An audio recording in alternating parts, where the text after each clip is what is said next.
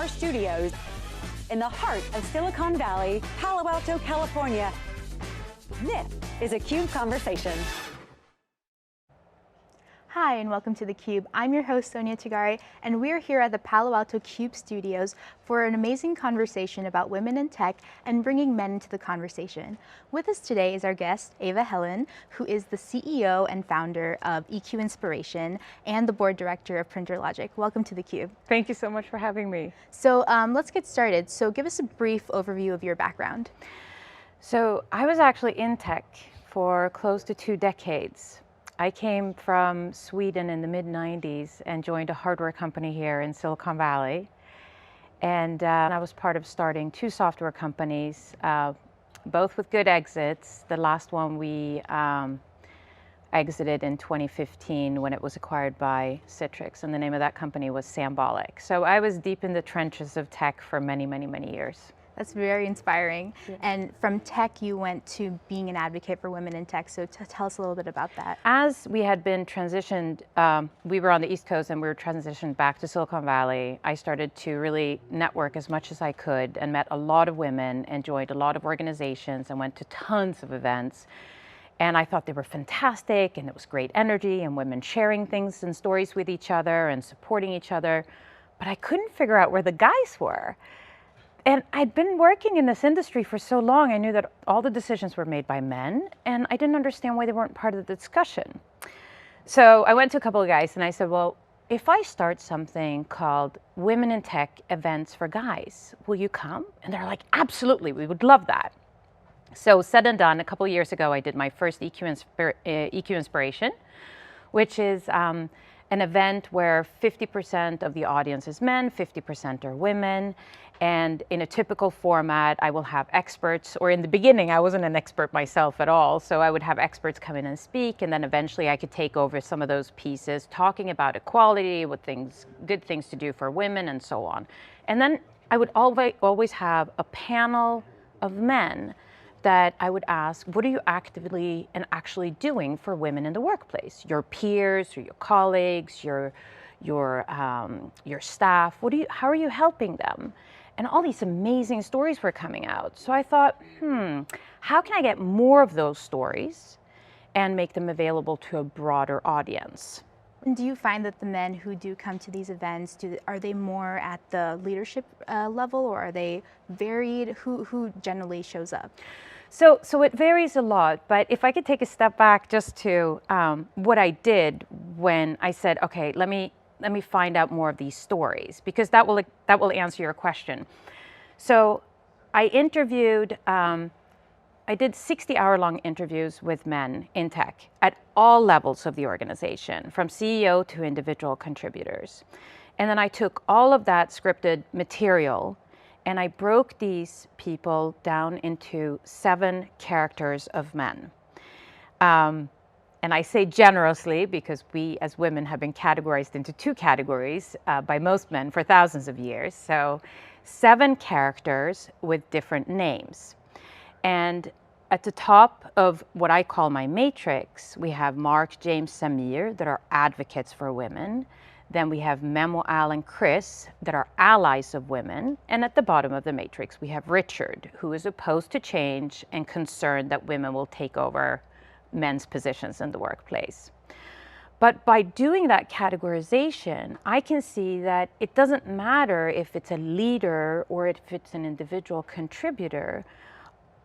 It's a range of men that come to my events, but typically they're sitting at the higher end of the matrix, not the lower part, because they're still a little hesitant to thinking, well, what can I do? How can I help?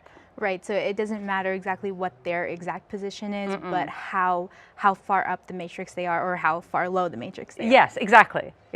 So can you tell us a little bit more about the different categories in the matrix and why you found those 7 categories? Yeah, sure. So if we start from the top character is called Mark, and Mark is He's really an expert. He has been working in HR, or he's a diversity consultant, or he can be a man who has lots of friends, and he's very comfortable speaking up on behalf of women in front of these men. But he doesn't just address women or mixed groups, he actually talks directly to groups of men.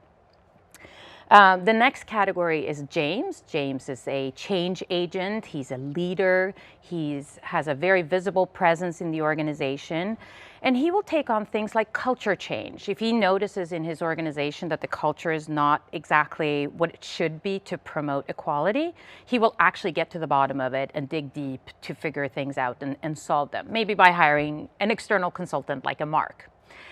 The next level is Samir. He's the sponsor. And there are lots of women out there that have had great sponsors, and often at the EQ Inspiration events, I'll bring up a woman who talks about a sponsorship story.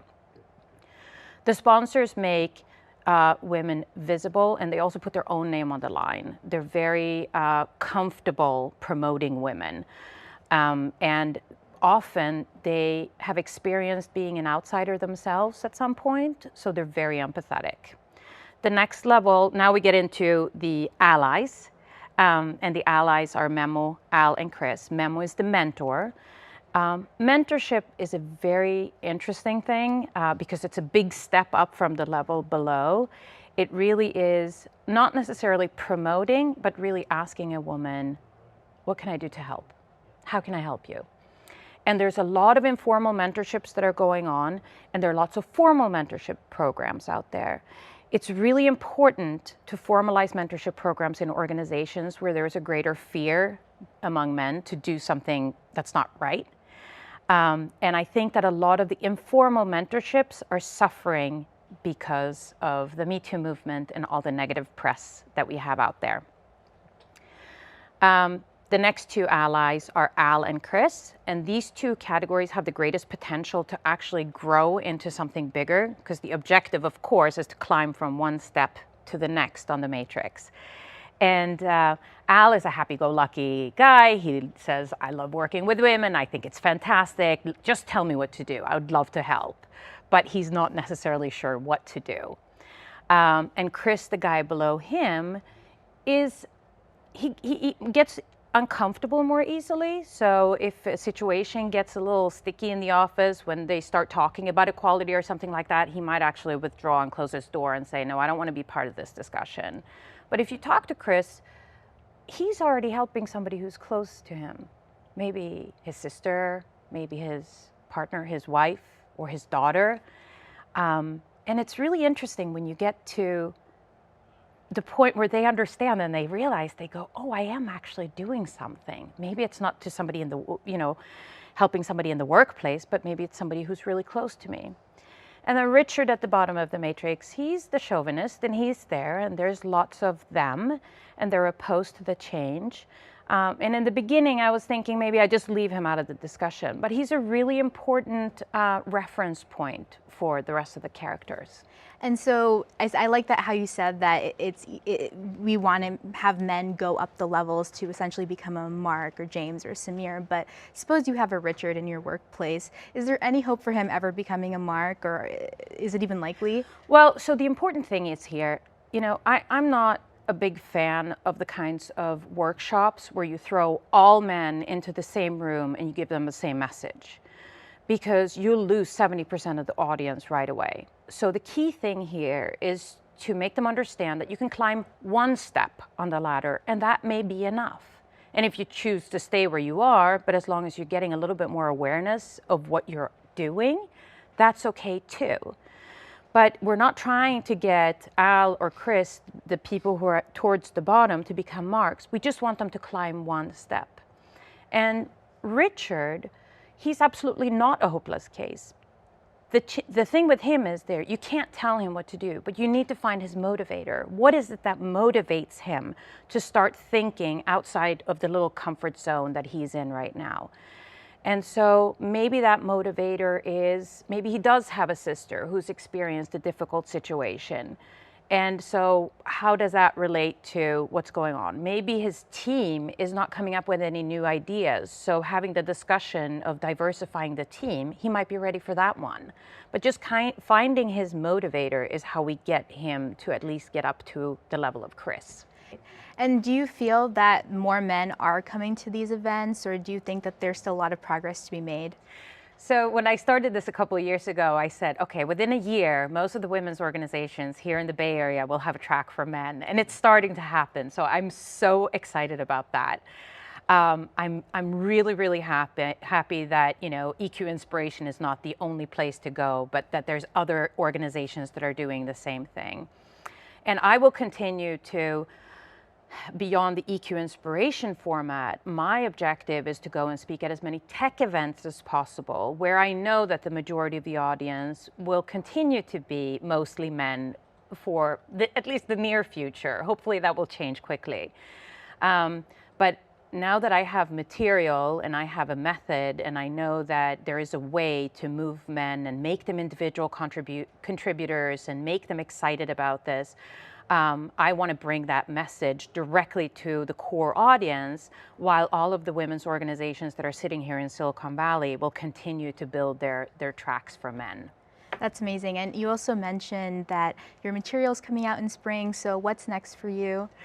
Well, I mean, so writing a book is a difficult thing, and for all the men who are listening to this, it will be a very accessible, easy book. Not a lot of words, some pictures, images. Hopefully, it's going to be, you know, a nice feel to it, so people will be happy to have it lying around. And really, for me, it's trying to create a language that both men and women are comfortable with, having names on these characters, jokingly being able to talk about it, de-dramatizing the whole conversation around this. There's a big seriousness to it, don't get me wrong. But for what I'm trying to do, I really want to lighten it up a little bit and make sure that people don't feel intimidated, threatened, judged, or anything like that by it. And so once the book becomes available in the spring, I'm hoping that tech organizations will pick it up and use it as conversational material, both for women's work groups, for mixed groups.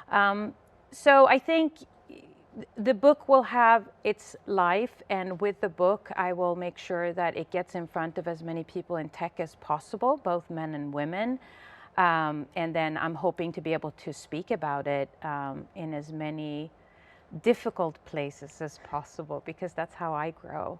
Well, that's very heroic, and it's such a great support for the women in tech community to have someone who's willing to kind of go out of their comfort zone and talk to men about women in tech issues when that's really not happening. So really appreciate all the work you're doing, and thank you so much for coming in today. Thank you so much for having me. She's Eva, I'm Sonia. Thanks so much for watching theCUBE. Till next time.